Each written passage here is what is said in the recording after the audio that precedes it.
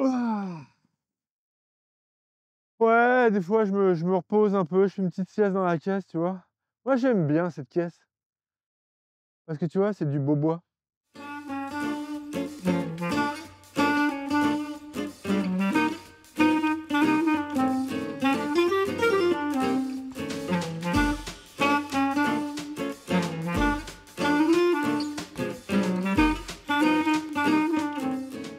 Et bienvenue pour un nouvel épisode de Qu'est-ce qu'on déguste? Je suis aux portes de la Camargue dans l'appellation Costières de Nîmes. Je suis au Château Beaubois avec Fanny. Bonjour Fanny. Salut Nico. Alors les vignerons, souvent c'est comme les tréteaux, ça marche par deux et tu travailles avec ton frère, c'est ça? Oui, il y a quelques vigneronnes qui travaillent avec leurs frères. Quelques vigneronnes. Ouais, mais ça c'est embêtant. C'est On ça. dit vigneronne.nnes, comment on Ah dit? non, non, On non. peut dire vigneron avec un grand V? Ouais, tout à Alors. fait. On a commencé à travailler ensemble, on était tout jeunes, nos parents étaient encore sur le domaine et on Ouais. avait déjà chacun notre partie, moi plutôt les vinifs et François plutôt le vignoble. Vous êtes un binôme inséparable, quoi. Ouais, c'est presque vital pour nous, c'est-à-dire que l'un sans l'autre, on n'est pas et finalement à deux, ben, on réussit, je crois 2 fois mieux donc c'est bien. C'est très très bien. On va ouvrir la caisse, je t'ai apporté à manger, t'as apporté ton vin. Oui. Allez, c'est parti. Hop. Déjà, qu'est-ce que t'en penses? C'est joli, C'est joli. c'est joli, je pense que c'est frais. Alors, on a un parfait de saumon au jus de crevette. Ensuite, une volaille rôtie avec un bouillon de volaille et des fruits secs. Et il y a une petite surprise dans le bouillon. Ah ah, Mais ça, on va le goûter en deuxième partie. super. Tu as apporté ton vin. Bah oui. Et oui, et en fait, c'est la première fois que dans Qu'est-ce qu'on déguste, on a un vin blanc. Donc, tu inaugures. Ah cool. Et tu inaugures une deuxième fois aussi, parce que tu es la première vigneronne Ah, à participer c'est à beau, l'émission. c'est beau. Ça, c'est beau. Que des premières fois. Alors, qu'est-ce qu'on a? Et on a Confidence. Confidence. Confidence aussi, c'est probablement une première fois. C'est un assemblage avec beaucoup de grenache blanc, D'accord. qui est un cépage plutôt historique dans l'appellation Costières de Nîmes. Il y a un petit élevage dessus? Alors c'est vinifié en barrique, par contre c'est élevé en cuve. On fait un peu l'inverse D'accord. des autres. On va chercher un côté très séveux pendant la vinification. Et puis dès que c'est fini, 15 jours, 3 semaines, on envoie sur lit en cuve. Et donc, au domaine, vous avez 65 hectares en biodynamie. C'est pas quelque chose que vous mettez forcément en avant, comme si c'était logique, en fait? Oui, tu vois, on l'a pas sur la face de l'étiquette. C'est un prolongement de ce qu'on a voulu imprégner depuis qu'on est là. On a commencé le bio, puis ensuite la biodynamie, voilà. Ok, super. Et ben, on attaque. Ben, je t'invite à prendre le premier parfait de saumon au jus de crevette. Mhm. Hop. Et puis, on va voir ce que ça donne avec le vin. Bon. C'est expressif, Mm. quand même, déjà. Et avec le vin, ça donne... J'ai envie de dire, c'est pas parce qu'on est aux portes de la Camargue et au bord de la mer qu'il y a de la salinité, mais quand même, dans ce vin, déjà, on en sent bien. On le sent automatiquement, ces entrées maritimes, elles marchent à fond sur notre terroir de galets roulés. Et avec cette petite fermentation en barrique, c'est aussi pour respecter ce côté salin iodé que nous offre le terroir. Donc, tu es parfaitement là-dedans. Ouais, sur la crevette, ça va. Ouais, Ça match. ouais, Mm. ça match pas mal. Effectivement, il y a le côté mer qui rencontre bien le saumon et ce petit goût de crevette là. C'est assez compact comme en texture en bouche. Mm. Et puis il y a vraiment la rondeur du vin qui vient adoucir tout ça. C'est à la fois dynamique, parce qu'avec avec cette tension, avec cette fraîcheur, cette salinité, Mm. et très réconfortant en fait C'est ça. finalement. C'est exactement ça. Ça Bravo. matche bien, Ouais. bon choix quand Ouais, même. ouais. On est dans une trame quand même qui glisse tout seul, qui est délicate.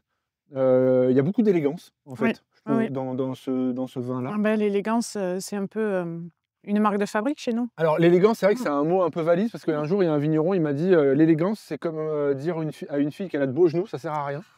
C'est pas vrai. Pour Mais un vin, c'est pas vrai. je médite sur cette phrase quand même depuis des années. Mm. Il se reconnaîtra d'ailleurs. Effectivement, il y a quelque chose d'assez précautionneux. Oui. Voilà, moi je ressens ça. Délicat. Délicat, Mm, mm. élégant finalement. Finalement, c'était On y élégant. est? On y est. Donc, ce vin est en Costières de Nîmes, et il faut savoir que les Costières de Nîmes, c'est une appellation assez atypique de la vallée du Rhône, parce qu'en une génération, on est passé d'une viticulture, on va dire, de gros faiseurs avec des gros volumes, à une viticulture finalement qualitative. Et ça, on le doit à la génération de tes parents, la génération Oui. précédente, qu'on appelait les bâtisseurs. Alors, qu'est-ce Mm. que c'est les bâtisseurs?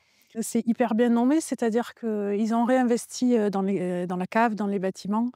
Ils ont réinvesti au vignoble. Ils ont énormément modifié l'aspect du vignoble et aussi l'encépagement. On était sur une appellation au tout début des années 80 avec beaucoup de Carignan, beaucoup de Grenache. Oui, ils ont construit la maison, vous arrivez, vous mettez les meubles. C'est un sacré héritage. Mm. Qu'est-ce que ça représente pour vous? Alors, c'est un gros déménagement quand même pour nous Ouais, c'est un encore. gros déménagement. Ouais, Il y a encore beaucoup on va de dire, il n'y a boulot, plus ouais. qu'à faire, Ouais, mais c'est ça, c'est ça. Ben, nous, on est là un peu pour embellir tout ce qu'ils ont fait, donner une âme à cette appellation avec nos vins, au travers de ce qu'on peut transmettre aux consommateurs, à nos clients professionnels, de ce qu'est l'appellation aujourd'hui. on va goûter le deuxième plat. Alors, il y a une petite surprise. Tu vas goûter, tu vas me dire si tu sens quelque chose. Ok. Est-ce que... Ouais, non, ça va, on a les niveaux. Allez, hop. Feu. Ah ouais, t'as pris du cure-dent. Ouais, c'est très bien. Moi, j'ai Ah, beaucoup. pardon. Non, mais vas-y, fais comme ça.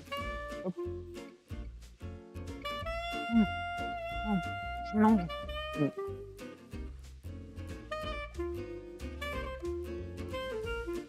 Une surprise, tu me dis? Ah, il y a une surprise, il y a quelque chose d'atypique. Donc, dans le bouillon, Oui. on a mis du vin. Oui. Et c'est ce vin-là. Mais non, Mais si! c'est pour ça que je n'ai pas reconnu. Tout le monde débarque. Non, mais oui, il y a ton vin dedans. Mm. Et apparemment, ça vient arrondir la sauce. Voilà. Donc, c'était le petit clin d'œil, on va dire. Moi, c'est sympa. Moi, Merci au chef. je vais quand même goûter avec le vin, quand même, parce que... J'aime beaucoup la volaille avec ce style de blanc, hein, ce mélange terre-mer finalement. Ce côté iodé dont on parlait tout à l'heure. Avec cette volaille qui ne va pas dominer le vin. Ce fond de sauce finalement qui va rajouter un peu de peps à la dégustation. Je pense que c'est plus avec effectivement la volaille, Mm. mais aussi avec les fruits secs. C'est-à-dire que le vin en lui-même, il a vraiment un profil aromatique assez nordique. Alors c'est très fleur blanche, c'est très floral. On l'a dit tout à l'heure, c'est très salin. Mais le côté fruits secs vient bien matcher avec, on va dire, cette sobriété un peu aromatique. J'aime bien ce que tu dis sur ce côté nord. En fait, on est à très peu d'altitude. Ici, c'est 10 mètres d'altitude. Mais quand on goûte nos vins à l'aveugle, que ce soit des professionnels, des journalistes, peu importe, on nous parle souvent de vins d'altitude alors que 10 mètres, c'est rien. Ouais. Mais ce côté fraîcheur qui est amené par la mer fait souvent penser à des vins plus au nord, finalement, de la vallée du Rhône. Donc, tu vois, tu n'es pas tombé loin. On a vu qu'il y avait cette génération précédente qu'on appelait les bâtisseurs. Aujourd'hui, on pourrait dire qu'elle s'appelle les embellisseurs. Et on pourrait se poser la question de l'après. Mais finalement, dans le présent, il y a une situation, on va dire, pour le monde agricole qui n'est pas jojo. Mais pour toi, c'est pas seulement économique, c'est aussi culturel. Tu as cette sensation, finalement, que le monde du vin est de plus en plus mal vu.